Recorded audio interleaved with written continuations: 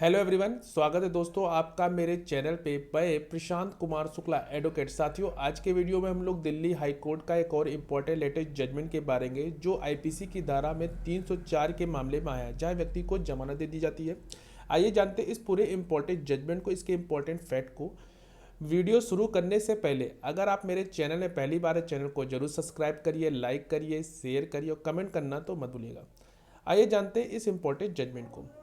जो ये मामला था, जहां पे व्यक्ति द्वारा सीआरपीसी की धारा 482 के तहत एक एप्लीकेशन दायर की गई, जहां पे विद्वान अतिरिक्त सत्र न्यायाधीश द्वारा उस आदेश को चुनौती दी गई जिसमें आपराधिक पुनरीक्षण याचिका में, जो कि भारतीय दंड संहिता की धारा 304 के तहत जो एफआईआर में वैधानिक जमानत पे याचिकाकर्ता की रिहाई के लिए प्रार्थना की गई थी।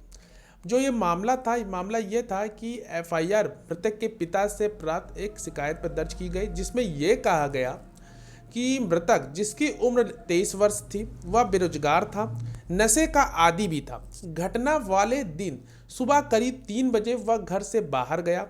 वह सुबह करीब 6:30 बजे वापस आया और पूरी तरह से घायल, उसके सिर और नाक से खून बह रहा था। उसके शरीर के अन्य हिस्सों पर भी चोट के निशान थे।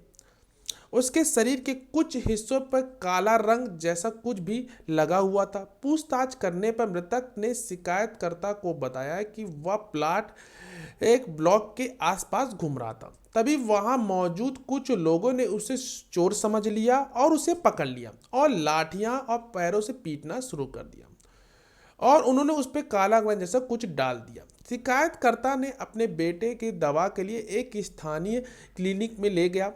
जब दवाओं ने काम नहीं किया तो उसकी हालत और बिगड़ गई और उसे एक अस्पताल में भर्ती किया गया, जहां डॉक्टरों ने उसे मृतक तुरंत अस्पताल ले जाने की सलाह दी। जहां डॉक्टरों ने ये बताया कि वो जो व्यक्ति है वो अस्पताल ले जाते समय वो मृतक की वो मृत्यु हो गई थी।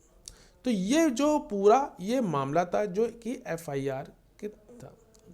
उसके बाद जो न्यायालय का तर्क था वो क्या था वो जानते हैं, और सबसे इम्पोर्टेंट चीज़ जो क्या कही गई वो भी जानते हैं।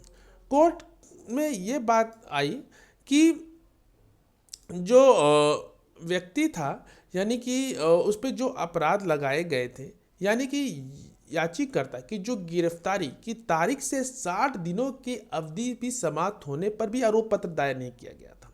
इसलिए उस तारीख तक अभियोजन पक्ष इस निष्कर्ष में भी नहीं पहुंचा कि जो एफआईआर में और सीसीटीवी फुटेज या जो दर्ज किए गए बयानों में आईपीसी की धारा 304 का फर्स्ट के तहत जो मामला बता, उस दिन भी जांच जारी थी।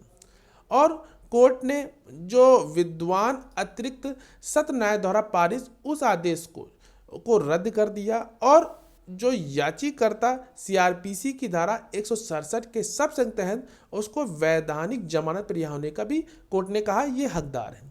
तो ये एक इम्पॉर्टेंट बात अपने न्यायालय ने अपने कंक्लूजन में दी और साथ ही साथ उस व्यक्ति को जमानत दे दी गई। तो आशा करते हैं ये जजमेंट आपको समझ में आया होगा। इस जजमेंट का जो केस टाइटल है मैं डिस्क्रिप्शन बॉक्स में दे दूंगा, आप वहां जाकर इसको समझिएगा। अगर किसी केस से रिलेटेड कोई भी क्वेरी तो कॉल पे भी अपना अपॉइंटमेंट बुक करा सकते हैं। मिलते हैं एक next video next judgment series के साथ, तब तक के लिए धन्यवाद।